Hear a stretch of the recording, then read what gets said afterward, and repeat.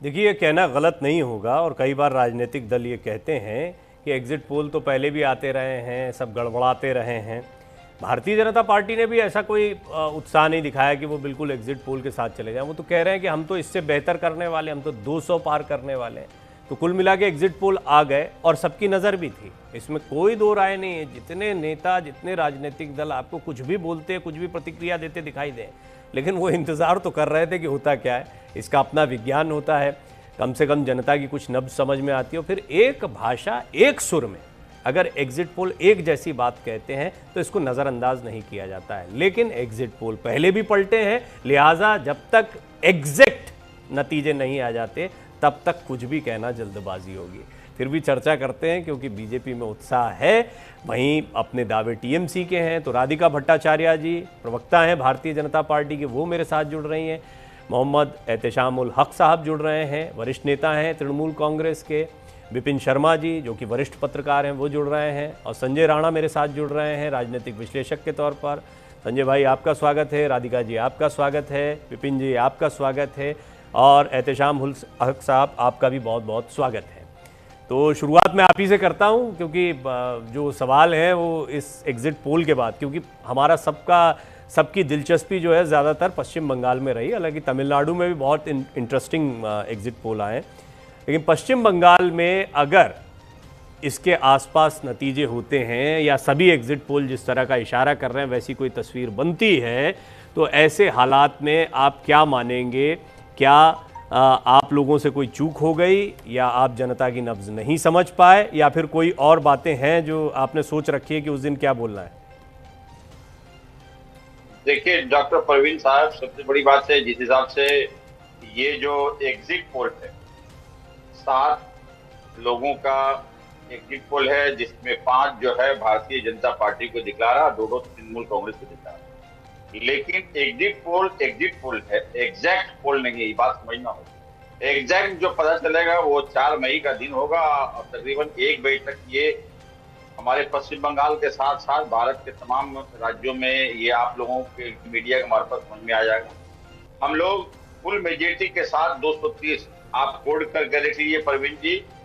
4 मई का दिन होगा, भारतीय जनता पार्टी की सपना साकार नहीं होगी, और तृणमूल कांग्रेस चौथी बार ममता बनर्जी की क़यादत में फिर से एक बार सरकार बनाने जा रही है, और उसका फिगर होगा 230 सीट। इसलिए ये 2021 में भी इस तरह का नैरेटिव तैयार करके तमाम जितने भी एग्जिट पोल थे 200 पार, इनका स्लोगन था आपकी बार 200 के पार, 200 का दावा किया तो 70 सीट के परवंजी आके करे, और अभी 170 सीट का दावा कर रहे हैं, तो आप मल्टीप्लाई कर लीजिए तो 50 सीट तकरीबन बनता है। तो हम उम्मीद करते हैं कि 50 सीट से ज्यादा भारतीय जनता पार्टी के पाले में नहीं आ पाएंगे, इसलिए कि भारतीय जनता पार्टी पश्चिम बंगाल के 28 लाख मतदाता को वोट देने से वंचित रखे।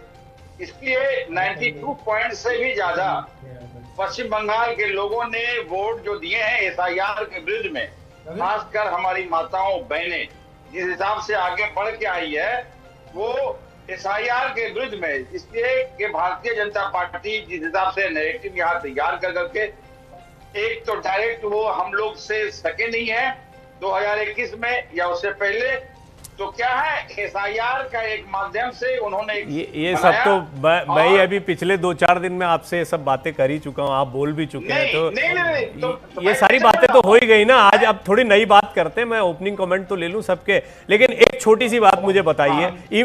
आपकी बातें मुझे बड़ी प्यारी लगती हैं, आप खुलकर बोलते हो सारी बातें। हक साहब मुझे ये बताइए, थोड़ी निराशा तो हुई ना कल ये एग्जिट पोल आए तो उसके बाद में थोड़ा मन में तकलीफ तो हुई? ये हम बिल्कुल नहीं। देखिए आज हमारी नेत्री ममता बनर्जी भी ने आकर के मीडिया से सामने आके कहे कि हम 200 से पार सीट लेके आ रहे हैं, ये सारे लोगों को ये अवगत। अच्छा, उन्होंने बोला उसके बाद आपका कॉन्फिडेंस बढ़ा होगा ना। मैं तो कह रहा हूँ एक नेता कार्यकर्ता के तौर पर। ये कल से देखिए हम लोगों ने इतना काम किए हैं। सबसे बड़ी बात है कि हमारी माताओं बहनों को 2 करोड़ 62 लाख जो हम लोग देते हैं, ये हमारी बहुत बड़ी समझिए। चलिए गॉट इट, इसको एनालाइज करते हैं। राधिका जी, आपने पहले भी कहा था आपकी बार 200 पार कुछ नहीं हुआ, और अब ये कहा जा रहा है कि SIR के बाद नाम कटे तो लोग बड़ी तादाद में निकले, ये जो वोटिंग परसेंटेज बढ़ा है ये एंटी इनकम्बेंसी का नहीं है बल्कि लोगों का गुस्सा है SIR के खिलाफ। ये कुछ एक बातें हैं जो तृणमूल कांग्रेस की तरफ से कही जा रही हैं।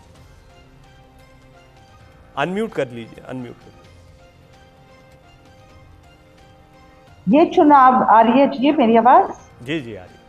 हाँ जी, ये चुनाव सिर्फ एक पार्टी का नहीं था, ये एक जनता की, जो जनता का मैं कहूँगी आंदोलन था। क्योंकि एग्जिट पोल्स, अभी जो एग्जिट पोल्स बन रहे हैं वो साफ कह रहे हैं कि बंगाल में बदलाव की लहर है। और जो बीजेपी को 148 के पार जो बीजेपी जा रही है, नॉर्थ बंगाल से लेके जंगल महल तक पूरा क्षेत्र बीजेपी के साथ है। ममता जी की सरकार एंटी इनकम्बेंसी, हिंसा और भ्रष्टाचार के बोझ तले दब गई है। इस बार बंगाल में सचमुच बोलना नहीं चाहिए, क्योंकि मुझे ये खेला हॉबे टर्म अच्छा नहीं लगता है, मैं इसकी मैं विरोध करती हूँ, पर लगता है असल में खेला हो गया है।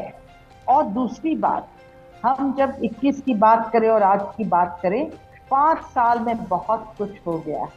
5 साल में आज बितौर भी हो गया है, 5 साल में संदेश खाली भी हो गई, 5 साल में ना कोई प्रगति हुई, ना कोई जॉब्स आए, ना कोई इंफ्रास्ट्रक्चर में सुधार आया, ना कोई मेडिकल इंस्टीट्यूशंस बने, ना कोई शिक्षा के इंस्टीट्यूशंस बने। और मैं आपको एक बात बताती हूँ, बंगाल की एक बड़ी दुखद कहानी है कि ममता बनर्जी जी युवाओं को बेरोजगार पहले रखती है। कोई इंडस्ट्री नहीं लाती, कोई IT सेक्टर नहीं लाती, कोई कॉर्पोरेट्स को नहीं लाती, कुछ नहीं करती है, युवाओं को बेरोजगार रखती है और फिर उन्हें थोड़े पैसे देके कहती है मैं तुम्हारे ऊपर कितना उपकार कर रही हूँ, तुम लोग बेरोजगार बैठे हो तो थोड़ा सा अलाउंस ले लो। तो ये है बंगाल की असल कहानी। और इन पिछले 5 सालों में मैं बड़ी जोर आवाज के साथ कह रही हूँ कि लोगों ने देख लिया कि सचमुच ये अगले टर्म तक अगर रुके कि शायद अच्छे दिन आएंगे, शायद बदलाव आएगी, शायद परिवर्तन आएगा। लोगों ने कहा नहीं। जी राधिका जी, हम थोड़ा मुद्दों को और एनालाइज करेंगे, क्योंकि जब भी आप लोग इन मुद्दों की बात करते हैं तो यहाँ पर ये भी विपक्ष की तरफ से आरोप लगाया जाता है कि बाकी राज्यों का वो नाम कोट करते हैं कि वहाँ पर भी इसी तरीके से आपने महिलाओं को, चाहे वो लाडली बहना हो, चाहे लाडकी बहना हो, चाहे अन्य योजनाएं हो, आप लोग भी लाभ देते हैं अपने अपने राज्यों में। वहाँ पे तो बेरोजगार नहीं रखते हैं ना, महाराष्ट्र में पूरे देश से लोग आते महाराष्ट्र में काम ढूंढने। ये एक अलग चर्चा है, कहाँ पे बेरोजगारी कितनी है और कहाँ पे युवा कितना संतुष्ट या असंतुष्ट है, बिल्कुल चर्चा का अलग विषय है, इस पर हम कभी बात करेंगे। लेकिन आज जरा इन ये जो आंकड़े लगातार टेलीविजन स्क्रीन पर आप लोगों की तस्वीरों के साथ दर्शक देख पा रहे हैं, इनको थोड़ा सा समझते हैं। तो विपिन जी, आप मुझे बताएं कि अभी जो एग्जिट पोल आए हैं और एग्जिट पोल से कितना हम डिस्कशन का वो निकालेंगे। मेरा अनुभव जो रहा है अभी तक, जितनी ज़िंदगी गुजरी इसमें पत्रकारिता में, उसमें कई एग्जिट पोल देखे, बड़े सटीक देखे, कई एग्जिट पोल देखे बिल्कुल ध्वस्त देखे, गिरते हैं तो एक साथ गिरते हैं और चढ़ते हैं तो एक साथ चढ़ते हैं। सुर समझना बड़ा मुश्किल होता है जनता का। फिर भी आपने कैसे एनालाइज किया अभी तक? कल से लगातार तमाम एग्जिट पोल चल रहे हैं और ज़्यादातर एक सुर में ये कह रहे हैं कि पश्चिम बंगाल में बदलाव हो रहा है। नहीं, निश्चित बात है। देखिए, दोनों बातें अपनी जगह दुरुस्त हैं कि एग्जिट पोल कोई एग्जैक्ट पोल नहीं होते, लेकिन साथ साथ अगर एग्जिट पोल और यहाँ पर अगर 5 या 6 एग्जिट पोल की जो एजेंसीज हैं वो अगर ये संकेत दे रही हैं कि यहाँ पर बदलाव होने जा रहा है, और देखिए बड़ा हैरानी की बात है कि कहने को 4 राज्यों में एक केंद्र शासित प्रदेश में चुनाव की प्रक्रिया हुई, लेकिन सारा ध्यान केंद्रित राइट फ्रॉम डे 1 वो पश्चिम बंगाल में रहा। सभी राज्यों की, केंद्र शासित प्रदेशों की अपनी अहमियत है, इसको कोई नकार नहीं सकता, लेकिन क्योंकि बस यही उम्मीद करी जा रही थी कि एक बड़े दिलचस्प मुकाबला होगा, कांटे की टक्कर होगी। और कहने को पश्चिम बंगाल की अगर हम बात करते हैं तो वाम दल, कांग्रेस भी मैदान में, लेकिन उसके बावजूद जो 2021 की स्थिति थी वही 2026 में दोहराई गई कि कांटे की टक्कर आमने सामने कांग्रेस, भाजपा और टीएमसी, बाकी कोई दल मैदान में नहीं।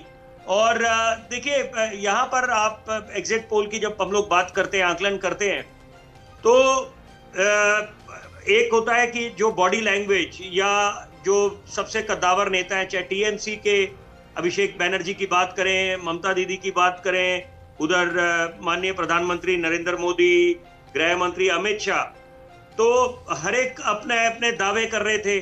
और स्थिति का जायजा कौन बेहतर लगा सकता है, जो वहां पर ग्राउंड जीरो पे मौजूद है। और जैसे डॉक्टर के पास हम जाते हैं, वो नब्ज देखकर डॉक्टर समझ जाता है कि भाई क्या बीमारी है, और वो आप जब बताते हैं तो वो बिल्कुल उसको कोरिलेट हो जाता है। जरूरी बात है कि जब वहां पर जो चुनावी रैलियां होती थी, माननीय प्रधानमंत्री या गृह मंत्री या ममता बनर्जी, तो वो भान जाते थे कि मूड इस समय जनता का कहाँ है। और कोई ना कोई तो कारण होगा। जब गृह मंत्री पहले चरण के संपन्न होने के बाद दावा कर रहे थे 110, एक सिक्के का पहलू ये भी हो सकता है कि हर एक नेता दावे करता है अपना मनोवैज्ञानिक दबाव डालने के लिए जनता के बीच और बाकी अपने जो बाकी पॉलिटिकल एडवर्सरीज हैं। लेकिन बड़ी जरूरी बात जिसकी अभी तक चर्चा नहीं हुई, मैं टीवी चैनलों में और कल से जब से एग्जिट पोल आए हैं, देखिए आज से एक महीने की पहले की बात करें, बड़े कम लोग होंगे जो ये बात कर रहे थे। बात तो चल रही है, तो हर कोई अपने हौसले 7वें आसमान पर रखता है, आत्मविश्वास ऊपर होता है। भाजपा ने तो पहले भी 2021 में बोला था 200 दौरा शतर लगाएंगे, 100 भी पार नहीं कर पाए। लेकिन जरूरी बात है कि जब वर्तमान के दौर के 21वीं सदी के चाणक्य खुद मैदान में उतर गए और वहां पर डेरा जमा लिया, तो समीकरण बदल गए। क्योंकि आज से एक महीने पहले जो माहौल था, तो इसका हम निष्कर्ष क्या निकालेंगे? निष्कर्ष ये निकालेंगे कि बीजेपी, जो विपक्ष भी इस बात को स्वीकार करती है कि बीजेपी वाले 365 दिन चुनावी मोड में रहते हैं।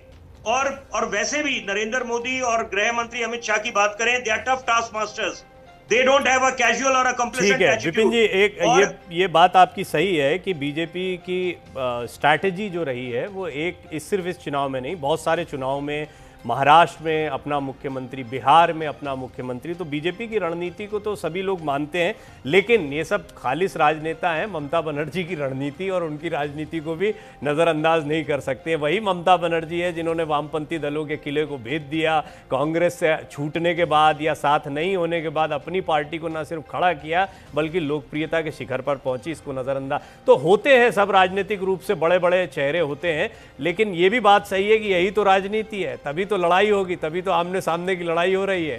संजय जी, आपकी एनालिसिस इन एग्जिट पोल पर और ख़ास तौर पर, क्या हम इनको नतीजों की तरफ माने, और क्या आप ऐसा मानते हैं कि यदि ज़्यादातर जनता की नब्ज़ को एक ही सुर में टटोल रहे हैं तो बहुत मुमकिन है कि नतीजे इसके आसपास या इसके जैसे दिखने वाले हों? Pradeep ji, good evening and good evening to fellow people. देखिए, आपने ममता जी से अपनी बातों को खत्म किया, तो मैं ममता जी से स्टार्ट करता हूँ। देखिए, 2006 का अगर आप इलेक्शन देखेंगे तो यही ममता बनर्जी थी जिनको 26% वोट मिला था, और जो सत्ताधारी दल था उसको 50 के आसपास, और 2011 आते आते वो दल कहाँ पहुंच गया और सत्ताधारी दल कौन हो गए हमारे सामने। देखिए, जब हम चर्चा करते हैं कि 2021 में क्या हुआ था, 2021 में बहुत चीजें नहीं हुई थी जो 2026 में हुई है। 2021 में 1000 बूथ पे भारतीय जनता पार्टी के बूथ एजेंट नहीं मिले थे ही नहीं, उनके पास उतना बैकअप नहीं था। आज के दिन में, यानी कि 2026 की चर्चा की जाए तो जो बूथ की बात करो, 3 महीने पहले ही सब सेटिंग हो गई थी, सब बातचीत हो गई थी और पूरी चीज समीकरण बैठ गया था। देखिए, बहुत सारे फैक्टर होते हैं किसी भी चुनाव को जिताने में, हराने में, और बहुत महत्वपूर्ण फैक्टर महिलाओं का फैक्टर है, क्योंकि हर आदमी महिलाओं को कभी ना कभी इग्नोर करता रहा है, चाहे वो असम का हो, चाहे आप बंगाल का ले लीजिए, चाहे आप केरला का ले लीजिएगा। तो बहुत बड़ा फैक्टर जो ममता जी के फेवर में रहता था वो महिला वोटर थी। और 3 नेता है, प्रदीप जी आप तो वरिष्ठ पत्रकार हैं, आप हमसे अच्छी तरह जानते हैं, 3 नेताओं पे कह सकते हैं कि महिलाओं का जो विश्वास है हमेशा रहा है। एक नरेंद्र मोदी, योगी आदित्यनाथ और ममता बनर्जी पे। तो ममता बनर्जी को क्रैक करने के लिए नरेंद्र मोदी भी कहीं ना कहीं 19 पढ़ रहे थे। और आप पिछला चुनाव अगर आप देखेंगे 21 का जो हुआ था, तकरीबन 45 से 50 यानी 52% 51% के आसपास महिलाओं का जो इंक्लाइन था, वोटिंग था, टीएमसी के तरफ गया था, जो इस समय छटका है। छटका कितना? तकरीबन 7 से 8% इंक्लाइन हुआ भारतीय जनता पार्टी। 7 से 8% आप समझ सकते हो उसके सीट में कितना वो होता है। जहां तक बात हो रही थी एग्जिट पोल की, हमारी कंपनी ने भी, नैरेटिव एक्स ने भी एग्जिट पोल किया। हमारे अनुसार भारतीय जनता पार्टी को 135 सीटें आ रही है और तृणमूल कांग्रेस को तकरीबन 160 के आसपास सीटें आ रही है। उसका कारण है, देखिए, अगर बंगाल की ज्योग्राफी को समझते, बंगाल के आप प्रेजेंट सिनेरियो को समझते, तो 88 सीटों से वो बैटिंग स्टार्ट करती। मैं बड़ा बेवाकी से बोल रहा हूँ, 88 से वो स्टार्ट करती। उसका कारण क्या है? जो 88 सीट है उसमें मुस्लिम इन्फ्लुएंस होता है, यानी मुस्लिम का जो वोटर्स है वो इन्फ्लुएंस करते हैं। सबको पता है मुस्लिम वोटर किसके साथ इस समय है। नो डाउट कांग्रेस की तरफ 1-2% जा सकते हैं और हो सकता है खाता भी इस बार कांग्रेस का खुल जाए, लेकिन फिर भी majority of the Muslim TMC के साइड है। और अगर वो टीएमसी के साइड है तो 88 से चालू होता है और 128 का जो आंकड़ा है वहां तक इन्फ्लुएंस करता, तो 128 तो ये हो जाता है। भारतीय जनता पार्टी ने इस समय एक नरेशन सेट किया। आपको अगर याद होगा 2021 में खेला हो भी चला था, टीएमसी का नारा जबरदस्त चला था, खेला हो गया था। लेकिन इस बार ममता बनर्जी ने नैरेटिव सेट करने की कोशिश की, लेकिन वो नैरेटिव सेट नहीं हुआ। आप मुझे कोई भी, यहाँ पे वरिष्ठ लोग सारे लोग बैठे, एक भी नरेशन टीएमसी का बता दीजिए कि हो पाएगा। नहीं चला, क्योंकि कहीं ना कहीं नैरेटिव सेट करने में जो एक चेहरा है वो है ममता बनर्जी। और ममता बनर्जी से किसी को बैर नहीं है, लेकिन ममता बनर्जी के जो नीचे वाला कैडर है, या कह सकते नेता है, या नेतृत्व है, या विधायक है, जो जो जो कार्यकर्ता गण है, उनसे लोगों की कहीं ना कहीं नाराजगी थी, नंबर 1। नंबर 2, महिलाओं में कहीं ना कहीं लॉ एंड ऑर्डर को लेकर के। बट मैं एक संजय भाई, आप जो बोल रहे हैं ना, आपने एक आंकड़ा बताया, टीएमसी को हायर साइड पर रखा, फिर बाद में पूरी एनालिसिस आप ये बता रहे हैं कि टीएमसी की कमियां क्या क्या रही हैं, तो ये थोड़ा विरोधाभासी सा लग रहा है। ये मैं बता रहा हूं क्यों है, इसीलिए तो डाउन हो गई ना। 2213 सीट पाने वाली पार्टी अगर 160 पे आती है और जिसका स्ट्राइक रेट यानी 0 से ना स्टार्ट होकर के 88 से स्टार्ट कर रही है, तो सोचिए उसके लिए कितना इंक्लाइन। तो आपने प्लस माइनस रखा है कि नहीं अपने पोल में? नहीं, प्लस माइनस है। 145 से 160 के बीच मैंने उसको रखा है टीएमसी को, और बीजेपी को 125 से लेकर के 135। लेकिन हाँ प्रदीप जी, अगर भारतीय जनता पार्टी 135 का आंकड़ा टच करती है। अच्छा, मेरी टीम बार बार मुझे कह रही है अपना नाम करेक्ट करवा लो, मैं प्रवीण हूँ। Sorry sir, sorry sir. देखिए, अगर आंकड़ा भारतीय जनता पार्टी प्रवीण जी टच कर लेती है 135 का, तो भारतीय जनता पार्टी सरकार बना रही है, इसमें कोई मुझे कुरेज नहीं। लेकिन अगर कोई बोल रहा है कि 180 सीटें आ जाएंगी, 171 सीटें भारतीय जनता पार्टी आ गई, तो स्टैटिक्स समझ नहीं आता कि कहां से 131 सीटें आ जाएंगी। जो हुआ, अरे भाई, जो वोटर ना, मुझे देखिए, मैं आंकड़ों में तो बिल्कुल संजय भाई बिलीव नहीं करता, लेकिन हाँ, आपने जो एनालिसिस दी है ना वो बड़ी इंपॉर्टेंट है, और मुस्लिम सीटों को लेकर खासतौर पर आपने जो दी है। और जब वोटिंग परसेंटेज बढ़ता है, जिसका दावा तृणमूल कांग्रेस की तरफ से बार बार किया जा रहा है, तो ये थोड़ा सा एक सोचने लायक बिंदु लगता है। राधिका जी, मैं वैसे तो हक साहब के पास जाता, लेकिन ये जो अभी पॉइंट्स रखे हैं इसमें थोड़ी सी घबराहट तो आप लोगों में भी रही, और आपको भी पता है कि यहाँ इतना आसान नहीं है इस किले को भेदना, क्योंकि यहाँ पर समीकरण जो है ऑलरेडी, और खासतौर पर तब जब खुलकर आपकी तरफ से कहा जाए कि 4 शादियां कौन करते हैं, पता है ना, बंद हो जाएंगी 4 शादी, मतलब खुलकर वो बातें कही गई कि आपको मुस्लिम बनाम हिंदू मतदाता वाली लड़ाई पर जाना है। और अगर एकदम सीधी सीधी ये लड़ाई है, तो कैसे मुस्लिम वोटों द्वारा प्रभावित सीटों पर आप लोगों की उम्मीदें जमी हुई हैं, ये मैं जरूर जानना चाहूंगा आपसे। देखिए, अब ये कहना कि खेला हो गया, थोड़ी सी जल्दबाजी है, लेकिन एग्जिट पोल्स तो का ट्रेंड तो बहुत क्लियर दिख रहा है। और अगर हम सीट का एक सीधा हिसाब देखें, तो टोटल 294 सीट में से सरकार बनाने के लिए तो 148 की सीट की जरूरत है। और एग्जिट पोल की अगर आप रेंज देखें, अलग अलग सर्वेज की मैं बात करी, मैं एक सर्वे की बात नहीं कर रही हूँ, सबका मिलजुल के अगर बात करें, तो बीजेपी को 146 से 175 सीट के बीच, और टीएमसी को 110 से लेके 187 तक का रेंज। कुछ पोल्स हाई भी दे रहे हैं, पर कुछ सर्वेज बीजेपी को क्लियर मेजॉरिटी क्रॉस करते हुए दिखा रहे हैं। और एक आपको बताओ, एक एक्सटर्नल एस्टिमेट में बीजेपी को 170 प्लस तक बता रहे हैं। अब अगर हम रीजन वाइज अगर एक जरा एनालिसिस करें, और ये बहुत खास तौर पे ये बिल्कुल इम्पोर्टेंट है कि नॉर्थ बंगाल का अगर हम देखें, जैसे मैं कह रही थी, अलीपुरद्वार, जलपाईगुड़ी, कूच बिहार, दार्जिलिंग, यहाँ पे तो बीजेपी का तो स्ट्रॉन्ग होल्ड है ही है। और एग्जिट पोल्स के हिसाब से यहाँ पे क्लीन स्वीप जैसा परफॉर्मेंस हुआ है। तो ये तो बीजेपी का एक कह सकते हैं कि रीढ़ की हड्डी है, बैकबोन बन रहा है।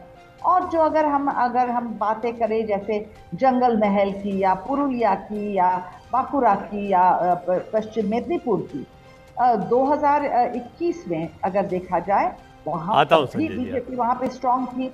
इस बार और कंसोलिडेशन हुआ है यहाँ पे, बीजेपी को 20 से 25 सीट। मुझे मैं जानना ये चाह रहा हूँ, अभी बहुत सारे दर्शक आपको बहुत मैं बस फिनिश कर दूं। हाँ जी। और जो अगर साउथ बंगाल देखे, नंदीग्राम देखे, ईस्ट मेदिनीपुर देखे, यहाँ डायरेक्ट ममता बनाम बीजेपी का एक नैरेटिव बन चुका है। शुभेंदु जी का फैक्टर है प्लस एंटी इनकम्बेंसी। हाँ, ये आपकी बात समझ गए आपने। आप बड़ी सीनियर नेता हैं राधिका जी, आपने बड़ा संभल कर ये बात, मैं तो ये पूछ रहा था, ये हिंदू और बनाम मुस्लिम वाला ये बताया ना आपने कि इधर मुसलमान वोटर ज़्यादा है तो वो उधर जा रहा है, इधर हिंदू वोटर ज़्यादा है तो जा रहा है।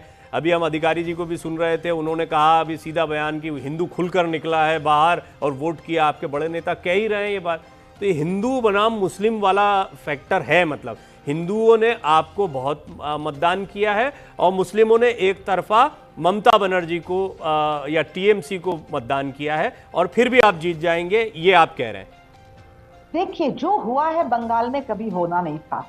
और ये जो विभाजन का ये एक जो कार्यक्रम ममता बनर्जी जी ने शुरू की थी, जिस तरीके से वो अपने पल्लू को सिर के पीछे से, कान के पीछे से लेके एक इबादत हाथ उठाती थी, इबादत जैसे कर रही हैं, लोगों को कहती थी कि हिंदू काफिर है और अगर तुम हमें समर्थन नहीं दोगे तो खुदा तुम्हें कभी माफ नहीं करेगा। ये सारी जो नैरेटिव्स थी ये ममता बनर्जी की थी। भाजपा ने देखा कि यहाँ पे बंगाल में जो हिंदू तादाद है वो डर के हैं। अगर आप दुर्गा पूजा में विसर्जन करने नहीं देंगे तो ये तो आप सिर्फ उनको एक धार्मिक रूप से धक्का नहीं मार रहे, आप उन्हें सांस्कृतिक रूप से भी आप उनको चोट पहुंचा रहे हैं। अभी मैं एक दूसरी ये चुनाव बीजेपी ने हिंदुओं के लिए, आएंगे इस पे, आएंगे थोड़ा डिटेलिंग पे। नहीं, मैं कहती हूँ कहाँ कंफ्यूजन होता है, क्योंकि आप देखें कि हमारे मोदी जी हमेशा कहते हैं सबका साथ, सबका विकास, सबका विश्वास। जब वो पानी देते, जब वो खाता खुलाते हैं बैंकों में, जब वो बिजली देते हैं, जब वो सारी सुविधाएं देते, योजनाएं आवाम तक पहुंचाते, तब वो ये नहीं कहते कि ये हिंदू के घर जाएगा, वो मुसलमान के घर नहीं जाएगा। ये बिल्कुल बात नहीं है। ये जो शुभेंदु अधिकारी जी ने किया, उन्होंने हिंदुओं का हौसला अफजाई की कि आप लोग वैसे भी डरे हुए हो एक राज्य में जहां पे गुंडागर्दी से ही शासन चलाते हैं, काडर से ही शासन। मैं समझ गया, आप बड़े सदे अंदाज में चल रही हैं।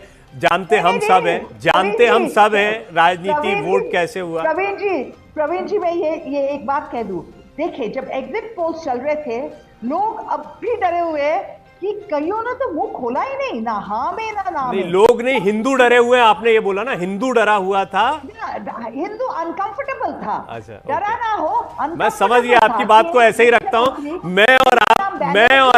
मैं और आप राधिका जी अगले 1 घंटे तक हम दोनों ही बात कर सकते हैं इस मुद्दे पे, बड़ा दिलचस्प मुद्दा है। लेकिन संजय जी, आप कुछ कहना चाह रहे हैं, मैं जाना चाह रहा था हक साहब के पास। आप शॉर्ट कमेंट अपना रखिएगा जो आप कहना चाह रहे थे। बिल्कुल छोटा सा कमेंट रखूंगा। देखिए, भारतीय जनता पार्टी ने एब्सोल्युटली क्लियर नैरेटिव सेट किया था, हिंदू। और देखिए, सिंपल सी बात है, अगर भारतीय जनता पार्टी या उसके नेता या उसके प्रवक्ता ये सोचते हैं कि मुसलमान उसको वोट देगा, वो प्रवक्ता के घर वाला भी भारतीय जनता पार्टी को वोट नहीं देता, तो गुलफत में तो रहना नहीं चाहिए। नहीं, वो संजय जी, इसमें बात स्पष्ट है। देखिए, सामने कहा जाता है नहीं देगा, ये बीजेपी जानती है, और नहीं जानती होती तो बीजेपी के सारे बड़े नेता खुलकर रैलियों में वो बयान नहीं देते जो आए। बिल्कुल नहीं बोलेंगे। मैं आपको एक दिलचस्प खबर बताता हूं, बड़ी खबर इस वक्त आ रही है। हक साहब ने अभी कहा था कि हमारे कार्यकर्ता बहुत जो है इस समय उत्साहित हैं और हम बिल्कुल निराशा में नहीं है, लेकिन कोलकाता में स्ट्रांग रूम के बाहर तृणमूल कांग्रेस का प्रदर्शन देखने को मिला। टीएमसी के कुणाल घोष और शशि पांजा का प्रदर्शन देखने को मिल रहा है। धरने पर बैठे हुए हैं कुणाल घोष और शशि पांजा। अब स्ट्रांग रूम के बाहर क्यों बैठे हुए हैं ये समझ नहीं आ रहा है। किस तरह की नाराजगी है, प्रदर्शन है, या किसी तरह का कोई डर है।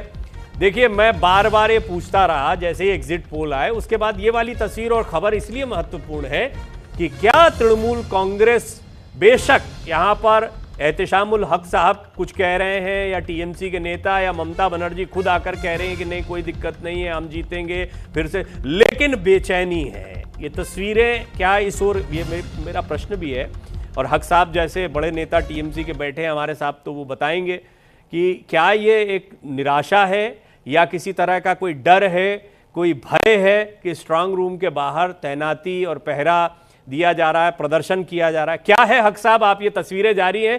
मैं बता दूं कि कुणाल घोष, शशि पांजा ये लोग प्रदर्शन कर रहे हैं यहाँ पर। प्रवीण जी, पिछले 1-1.5 घंटा से ये हमारे कुणाल घोष और आदरणीय राज्य मंत्री शशि जी वहां पर बैठे हैं। इसकी वजह यह है कि यहाँ पे कुछ बाहरी लोग को दिखा गया है, आशंका है, संभावना है, लेकिन ये पश्चिम बंगाल है। पश्चिम बंगाल के लोग बहुत अवेयर है, वो अपनी चीज का हिफाजत करना जानते हैं। नजर रखना यहाँ पर हताशा निराशा की बात नहीं है। इसलिए भारतीय जनता पार्टी किस तरह की पार्टी है वो आप सभी को मालूम है। तो हम अपनी हिफाजत हम कर रहे हैं, नंबर 1। नंबर 2, आप आइए, हमारी बहन अभी राधिका भट्टाचार्य जी कह रहे थे कि पल्लू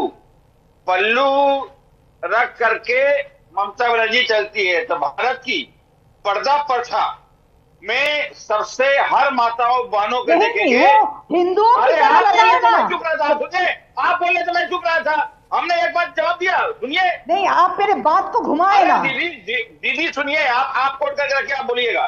तो मैं आप कह रहा इतने था, नर्वस हो गए, फिर वही बात है। कुछ दिन हंस तो गए, प्रेम से जरा वार्तालाप तो करें हमारे साथ। आप बोल लो, फिर मैं बोलूंगा। तो मैं कह रहा था प्रवीण जी कि पल्लू की बात हमारी बहन राधिका जी ने कही, ये भारत की संस्कृति है, ये भारत की सभ्यता है। आज भी राजस्थान, उत्तर प्रदेश, बिहार चले जाएंगे, हमारे माताओं बहनें सर पे दुपट्टा ढकने के लिए कि ताकि कोई भी गैर मर्द पर नहीं पड़े। तो अगर वो हिजाब पहन ढक लिए किसी भी मुसलमानों के कार्यक्रम में, तो उसमें आपत्ति की क्या बात है, नंबर 1।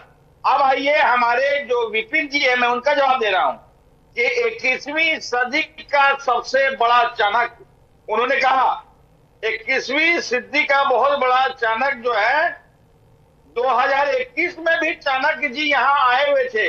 महीना दिन तक यहाँ पर समझिए उन्होंने सभा की, लेकिन चाणक्यगिरी बंगाल में उनका नहीं चला।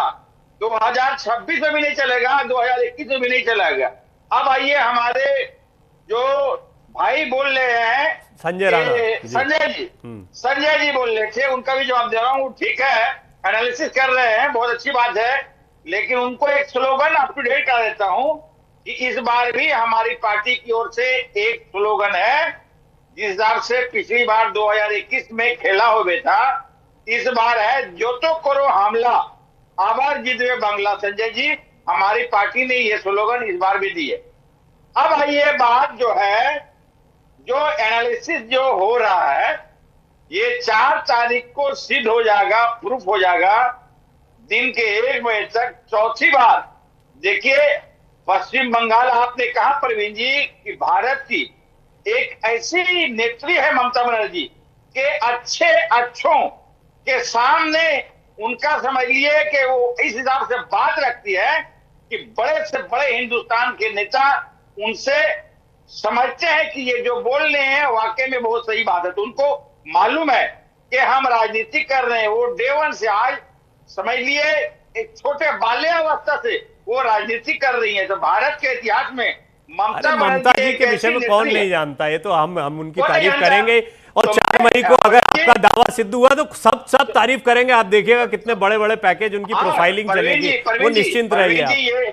ये पश्चिम बंगाल है प्रवीण जी। पश्चिम बंगाल में आज मैं तो सर ये जानना चाह रहा था हक साहब कि अभी जो राधिका जी ने कहा, संजय राणा जी ने बात शुरुआत की, विपिन जी ने बात, हम एक एनालिसिस पर पहुंचे और अंत में बात ये हुई कि क्या इस बार पश्चिम बंगाल में हिंदू बनाम मुसलमान मतदाता का एक कंपटीशन देखने को मिल रहा है, कौन आता है कौन नहीं आता। और दूसरा, मुसलमान जो मतदाता है वो आपके साथ में है और हिंदू मतदाता ज्यादा से ज्यादा साथ में आ जाए कि प्रयास बीजेपी के रहे। क्या ये लड़ाई रही? देखिए, ये बात बहुत हद तक सही है प्रवीण जी, जो आपने हिंदू मुसलमान की बात कहे। देखिए, यहाँ जो हमारे शुभेंदु अधिकारी ने हर बात पे हिंदू हिंदू हिंदू जगह से, मतलब हिंदू जागा है तब इतना वोट हुआ है, वो बात बात पे हिंदू ला रहे। लेकिन मेरी दीदी ममता बनर्जी हिंदू नहीं ले आए। आज हमारी सरकार है तो सिर्फ मुसलमानों के बदौलत नहीं है, हमारे हिंदू भाई का मेजर रोल है उसमें। आज 30% पॉपुलेशन है हमारे पश्चिम बंगाल मुसलमानों का, लेकिन हमारी नेत्री ममता बनर्जी को जो लास्ट में 49% समथिंग वोट मिला, तो सिर्फ मुसलमानों को बदौलत नहीं मिला। ये स्पष्ट है कि हमारे पार्टी के साथ सभी जाति, सभी वर्ग, ज्यादातर हिंदू भाई वोट देते हैं। ये स्पष्ट रूप से कहा जाता है। इसलिए ये बाहरी, आपने शुरुआत में कहा कि हाँ ये बहुत हद तक सही है, तो अब 70 बनाम 30 की लड़ाई होगी और उसमें ज्यादा से ज्यादा बीजेपी अपनी तरफ लाने का प्रयास करेगी। आपने कहा था कि हाँ बहुत हद तक, तो ज्यादा से ज्यादा बीजेपी अगर अपने पास लाई है और हिंदू बहुल वोट उसके पास गया है, जैसा कि वो बाकी राज्यों में भी करती है, वो हर जगह की सियासत। मैं 30 सेकंड में जवाब दे रहा हूं। उसकी वजह क्या है कि जो आउट साइड के हैं, जैसा कि हिंदी भाषी और बांग्ला भाषी, बात समझिए, ये बंगाल के हमारे हिंदू भाई, संस्कृति मालूम है उनको, और हिंदी भाषी का कब्जा पूरा यहाँ किसी भी कीमत पर एक्सेप्ट करने नहीं देंगे। ये समझना होगा, किसी भी कीमत पर। उनको मालूम नहीं है यहाँ की सभ्यता, यहाँ की संस्कृति। ये भारतीय जनता पार्टी एक्चुअली जो है, राधिका जी से ज्यादा कौन जानेगा, शुभेंदु अधिकारी जी से ज्यादा कौन जानेगा। राधिका जी बैठी तो है, क्यों नहीं जानेगी संस्कृति। मुझे प्लीज बोलने दीजिए। आप बोलिए। पहले तो मैं स्पष्ट करूं। मैं आप सुनिए हक साहब, आप सुनिए, थोड़ा सा मौका दीजिए, समय का आप सदुपयोग करते हैं। बोलिए राधिका जी। मैं आता हूं संजय जी और विपिन जी आपके पास में, मैं जानता हूं जी। प्रवीण जी, मैं जरा मेरी बात को स्पष्ट कर दूं। जब मैं घूंघट की बात कर रही हूं, एहतशाम जी ने बिल्कुल बराबर बोला कि हमारी देश की संस्कृति है कि हमारी महिलाएं अपने सिर पे घूंघट डालती है, पर घूंघट डालने के नियम अलग है। ममता जी जिस तरीके से घूंघट डालती है वो मुसलमान तरीका है। मेरे दृश्य में ये बिल्कुल नाटकबाजी है। नाम है ममता बनर्जी, और जो इन्हें बंगाल में लोग हंसी मजाक करते हैं और इन्हें खातून, बेगम, ये सब जो बुलाते हैं, ये इसी बात के लिए कहते हैं। मुझे अच्छा नहीं लगता ये सुनना, क्योंकि वो मेरी भी मुख्यमंत्री है बंगाल में। और दूसरी बात ये है, ये जो कह रहे हैं ना कि मुसलमान बनाम हिंदू, आप मुझे बताए कि आपने कभी ममता बनर्जी जी को हिंदुओं का कोई भी त्योहार पे उन्हें आश्वासन देते हुए सुना कि आप लोग डरे मत, यहाँ पे मैं एक इक्वल चीफ मिनिस्टर। एक छोटा सा पॉइंट आप ही कंटिन्यू करिएगा। 3 बार से मुख्यमंत्री बन रही हैं, क्या अकेले मुसलमान उन्हें जिताकर ले आते? हिंदुओं के वोट के बिना वो आ जाती? उसी पॉइंट पे आ रही हूं। अभी जहां पे दहशत की गवर्नेंस है, ये जो हिंदू इनको वोट देते थे पहले तो आपको पता है बूथ कैप्चरिंग होती थी, पढ़े लिखे लोगों के गेट्स पे ताला लग जाते थे कि भैया आप बाबू मोशाई को कहिए कि ना आए। एक मिनट राधिका जी, तृणमूल कांग्रेस के जो धरना प्रदर्शन चल रहा था, शशि पांजा क्या कह रहे हैं, सुनिए। डीओ है, आरओ है, खबर दीजिए, हम लोग खबर लेके आते हैं। फिर हम लोग प्रोटेस्ट कर रहे हैं कि ये हम लोग को जानकारी क्यों नहीं है। There are loopholes in the system. Transparency होनी चाहिए। ये स्वच्छ लग रहा है या स्वच्छ? फिर डीओ आए हैं, कुछ बातें हुई हैं और सीसीटीवी लगेगी। अब ये सब घटनाएं हम लोग ममता बनर्जी, अभिषेक बंदोपाध्याय को बोलेंगे मेरी लीडरशिप। क्या डिमांड करने बैठे हैं, क्या सेफगार्ड करें? नहीं, ये तो ट्रांसपेरेंसी नहीं है ना।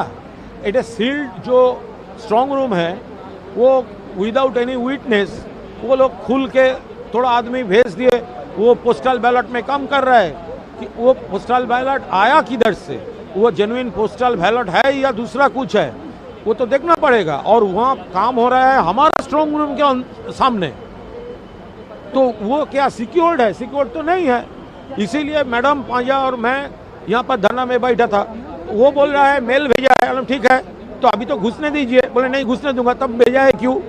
तब भेजा है क्यों? कोई कंप्लेंट रजिस्टर करेंगे आप लोग? वो हमारा पार्टी को मैडम पांजा रिपोर्ट कर दिया, पार्टी देख रहा है। कब तक बैठेंगे आप? थोड़ा अभी तो है। पूरा समझ होगा, पूरा भी आ रही है, मुख्यमंत्री जी भी आ रही है यहाँ पर। हमारे पास कोई इंफॉर्मेशन हमारे पास नहीं है। पांजा कुणाल घोष को सुन रहे थे और ये दोनों जो आरोप लगा रहे हैं वो स्पष्ट हो गए हैं। हक साहब जो थोड़ा थोड़ा कह रहे थे कि हाँ कुछ ऐसा लग रहा है, पर अब मुझे थोड़ा सा मौका दीजिएगा। संजय राणा जी, विपिन शर्मा जी को भी मैं चर्चा में ले आऊं और विपिन जी को खास तौर पर मैं क्षमा भी चाहता हूं क्योंकि बड़ी देर से वरिष्ठ पत्रकार हैं, उनको अवसर नहीं दे पाया मैं। विपिन जी, ये क्या चल रहा है अभी? क्या अब मुझे लग रहा है, जितना मेरा जर्नलिज्म का अनुभव रहा उसके हिसाब से तृणमूल कांग्रेस एक माहौल बना रही है, एग्जिट पोल को गंभीरता से लेती दिखाई दे रही है। इस बात से इनकार नहीं किया जा सकता।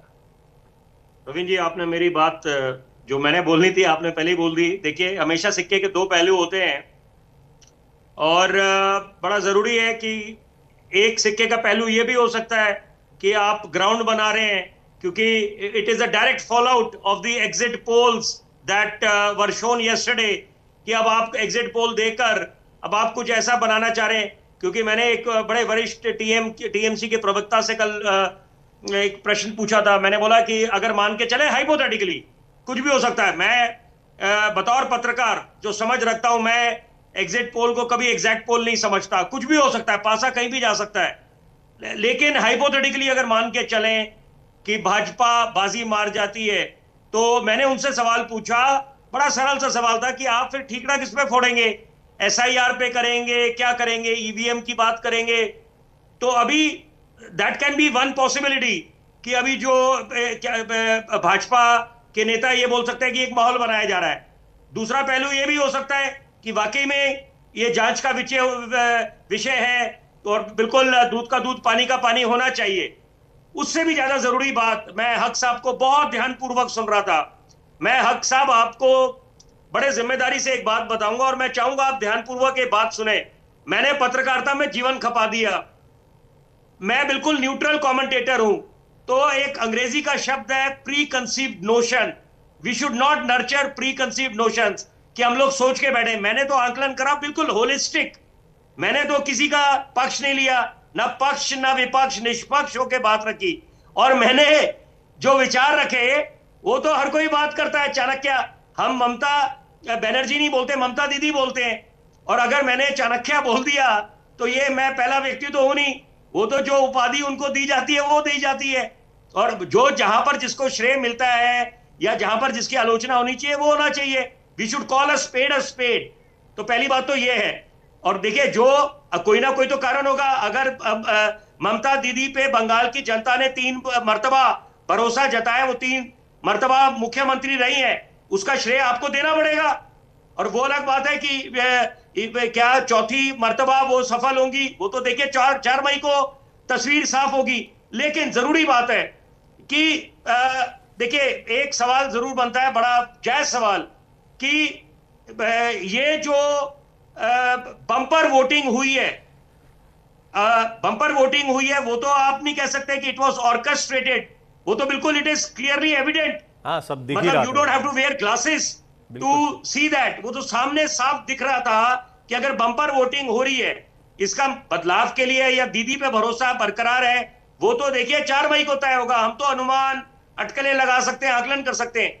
लेकिन जरूरी बात है, मुद्दों पे, ये लोकतंत्र का महापर्व है, मुद्दों पे बातचीत होनी चाहिए। दुर्भाग्य, इट्स आयरनी, इट्स आयरॉनिकल कि मुद्दों की बातचीत कोई नहीं करता। और मैं सबको मंथन करने के लिए बात बोल रहा हूं।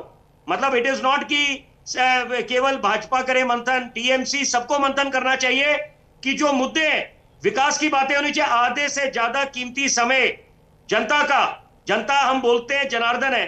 जनता जब जनार्दन है तो जनता के मुद्दों की कौन बात कर रहा है? जनता जब अपने कंफर्ट जोन से बाहर निकलती है, अपना बेशकीमती वोट डालने के लिए बड़ी उम्मीदों से निकलती है। वो सुनना चाहते हैं कि कौन रोड मैप साझा करेगा, अपना इलेक्शन मैनिफेस्टोज में, संकल्प पत्र में बात करें, state of the art infrastructure कौन बनाएगा, कैपिटल एक्सपेंडिचर को कैसे पुश मिलेगा, नए रोजगार कैसे उत्पन्न होंगे। तो यहां पर मुझे लगता है कि नेताओं को सबको मंथन करना चाहिए कि आप जितनी सकारात्मक बात करेंगे वही जनता उसको स्वीकृति देगी। जी, दैट्स माय लिमिटेड पॉइंट। नहीं, बिल्कुल ठीक है, वैलिड पॉइंट है, आपने अच्छी बात रखी। संजय जी, अभी क्योंकि तस्वीरें लगातार चल रही हैं, विपिन जी महत्वपूर्ण बात कह रहे थे, मैंने टोका नहीं, तस्वीरें वही हैं कि आप देख रहे हैं स्ट्रांग रूम के बाहर सुरक्षा व्यवस्था को चाक चौबंद किया गया है। शशि पांजा जैसी बड़ी नेता, मंत्री जो हैं वहाँ पर हैं और अन्य लोग वहाँ पर मौजूद हैं, बड़ी तादाद में कार्यकर्ता जुट रहे हैं। ये जैसे जैसे सूचनाएं जा रही हैं, निश्चित तौर पर अन्य जगहों पर ये माहौल बनेगा। कुल मिलाकर तृणमूल कांग्रेस की तरफ से ये जो धरना प्रोटेस्ट दिखाया जा रहा है, ये कहीं ना कहीं इस ओर इशारा करता है कि उन्होंने एग्जिट पोल को बड़ा सीरियसली ले लिया है, जो आपका एग्जिट पोल नहीं है। मतलब आप जो बता रहे हैं उससे इतर वो कहानी दिखाई दे रही है, यानी उन्हें लग रहा है कि हो सकता है कि इस बार मामला पलट जाए। देखिए, मैंने जो बोला था प्रवीण भाई, वो सिंपल सी बात है, टफ कंपटीशन। एक तरफा गेम नहीं है कि आया क्लीन स्वीप मारे, चक्का मारे, चले गए।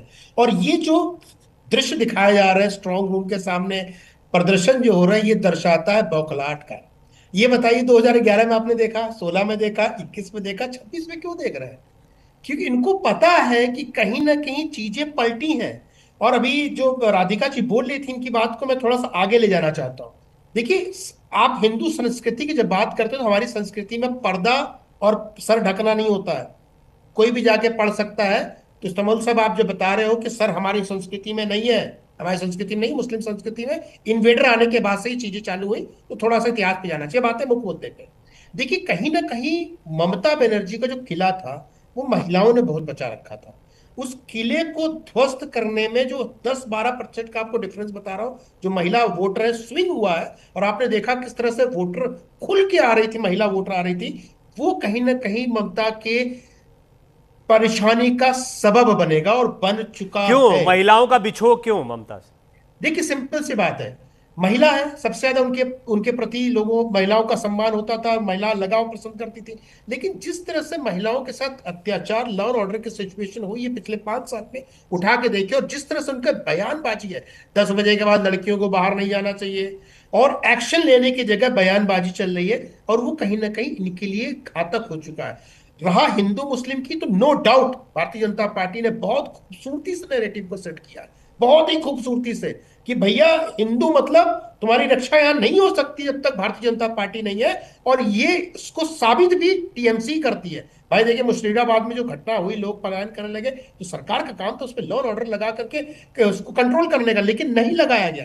कहीं ना कहीं इसमें खुली छूट दी गई। और जो पहले चरण का मतदान की हम बात करते हैं, तो देखिए जहां पे भी 94% वोटिंग हुआ, 95% सारे मुस्लिम इलाके थे। और किसकी तरफ वोट जाते हैं, आप एनालिसिस उठा के दीजिए, 80% से ऊपर लोग कहीं ना कहीं मुसलमान टीएमसी को वोट दे रहा है। तो बहुत सारी चीजें समीकरण तो उनके अगेंस्ट में जाती है।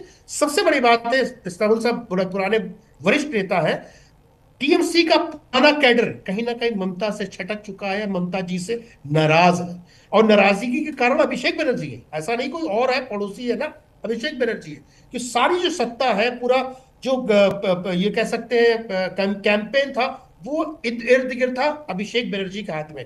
तो कहीं ना कहीं उसका नुकसान उठाना पड़ेगा। और ये लॉ एंड ऑर्डर सिचुएशन, महिला का, बेरोजगारी का, जिस तरह से अराजकता हो रही है, सब चीजें मिलीजुली, बहुत सारे पॉइंट्स आ गए हैं स्ट्रांग रूम के बाहर प्रदर्शन से लेकर। अभी आपने एक एनालिसिस संजय भाई रखी है, राधिका जी ने बातें कही हैं, एहतेशाम जी बड़े गौर से सुनते हैं सबको, एक एक करके फिर वो जवाब देते हैं कि आपने कहा था। तो बहुत सारे सवाल हो गए, मैं नहीं चाहता कि उसको रिपीट मोड में डालूं, लेकिन एक जो मैं सवाल बार बार रख रहा हूं, मैं भी उसी चीज़ को रिपीट कर रहा हूं। ये हताशा साफ साफ आप स्वीकार करें न करें, तृणमूल कांग्रेस के कार्यकर्ताओं, नेताओं की हताशा दिखाई देती है स्ट्रांग रूम के बाहर जाना। और यदि उन्हें इतनी चिंता है तो हर स्ट्रांग रूम के बाहर कार्यकर्ता होते हैं। यहाँ सिर्फ मैसेजिंग की जा रही है, हक साहब, ये मुझे लगता है। बिल्कुल नहीं प्रवीण जी, जैसा कि अभी मैंने कहा कि हिफाजत करना पश्चिम बंगाल के लोग जानते हैं अपनी चीज का। अब भारतीय जनता पार्टी किस तरह की पार्टी वो पूरा देश जानता है। वो ईवीएम को भी समझिए उलट पलट करने में माहिर है, उनको महारत हासिल है।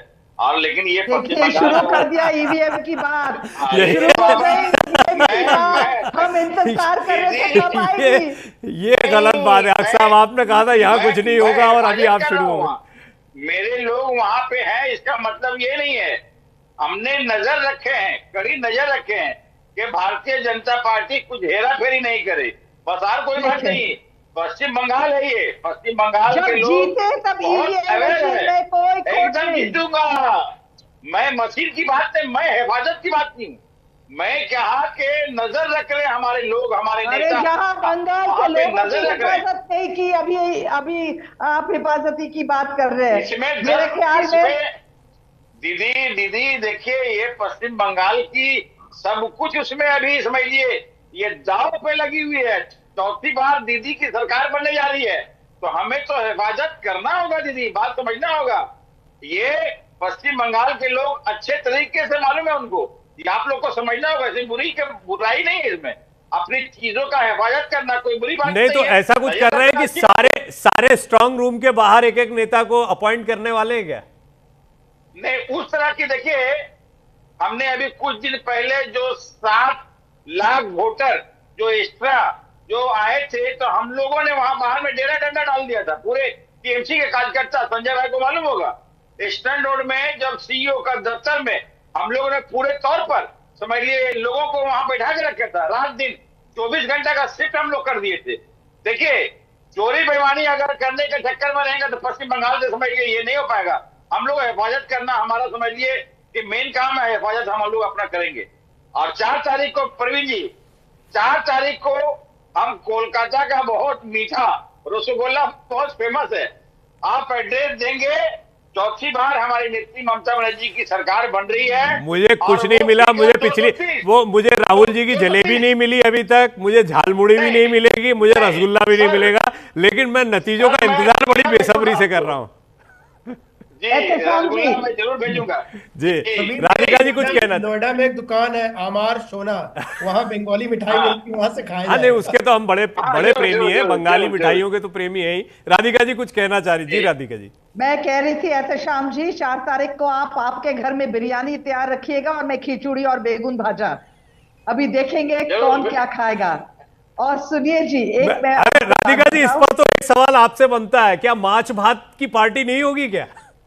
अरे देखिए, ये देश में सब लोग स्वतंत्र है, जिसको जो खाना है हम खाते हैं। ठीक है, वो बिरयानी बनाएंगे, आप खिचड़ी। पॉलिटिसाइज करना दीदी जिस हिसाब से सोच रखती है, हमारे भारतीय जनता पार्टी की सोच रखते हैं, तो हम बहुत उनका आभार व्यक्त करता जो हमारी दीदी राधिका जी सोच रही।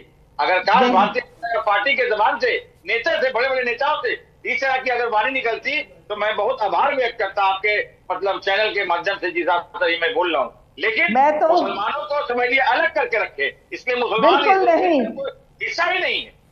हक साहब, आपने एक बात कही थी कि सिर्फ मुसलमान नहीं, हिंदुओं के वोट के बिना कैसे जीत सकती है। आपको लगता है कि मुसलमान वोट नहीं देगा? और अगर बीजेपी जीत गई तो आपको भी यह मानना पड़ेगा कि मुसलमानों ने बीजेपी का साथ दिया? आखिर इंसान होता है, सबको नौकरियां चाहिए। मुसलमान की भूख हिंदू की भूख से अलग नहीं है। मुसलमान की चाह, दिल में आरजू, वो कोई अलग नहीं है। राधिका जी, कोई भी 2 मुस्लिम कैंडिडेट भी नहीं दिए 294 विधानसभा में, कैसे मैं समझू? 294 में नॉट सिंगल मुस्लिम कैंडिडेट। एक बड़ी खबर के साथ में इस चर्चा का समापन करेंगे, आप लोग भी सुन लीजिए। हक साहब, आपको जानकारी है कि नहीं है, ये जो स्ट्रांग रूम के बाहर प्रदर्शन चल रहा है ना, इसमें बड़ी खबर ये आ रही है कि ममता बनर्जी भी यहां पर पहुंच सकती हैं। और ये बड़ी खबर इसलिए है क्योंकि अलग अलग जगह से क्या मैसेज देना, मुझे लगता है एक बड़ा मैसेज यहीं से दिया जाएगा कि तृणमूल कांग्रेस को इस बात का डर है कि कहीं कोई छेड़छाड़, कोई गड़बड़ी ईवीएम मशीन के साथ न कर दी जाए, ये वाला मैसेज जो है तृणमूल का। और ममता बनर्जी आ सकती है यहां पर, ये जो खबर आ रही है अभी आई नहीं है और थोड़ी देर में ये पुख्ता हो जाएगी खबर, लेकिन ये बड़ी खबर है कि अगर ममता बनर्जी यहां आती है तब तो जो बात मैं कह रहा था वो स्वीकार करनी चाहिए कि टीएमसी एक मैसेज दे रही है कि घबराओ मत, अगर कुछ हुआ भी गड़बड़ तो वो ईवीएम की वजह से होगा, वैसे जब तक 4 मई नहीं आता तब तक हम लोग 200 पार है। ये बात बार बार तृणमूल कांग्रेस की तरफ से कही जा रही है। बीजेपी के खेमे में उत्साह है, एग्जिट पोल को वो मान रहे हैं कि हाँ इसी दिशा में, हालांकि बीजेपी का भी कहना है कि एग्जिट पोल बहुत कम सीटें बता रहा, हम इससे बहुत आगे जाएंगे। हक साहब आपका बहुत बहुत धन्यवाद, विपिन सर आपका धन्यवाद, संजय भाई आपका धन्यवाद, राधिका जी आपका बहुत बहुत धन्यवाद मेरे साथ बात इंडिया की में जुड़ने के लिए। तो बात इंडिया की में फिलहाल इतना ही, बने रहिए न्यूज इंडिया 24/7 के साथ, खबरों का सफर जारी है एक छोटे से ब्रेक के बाद भी।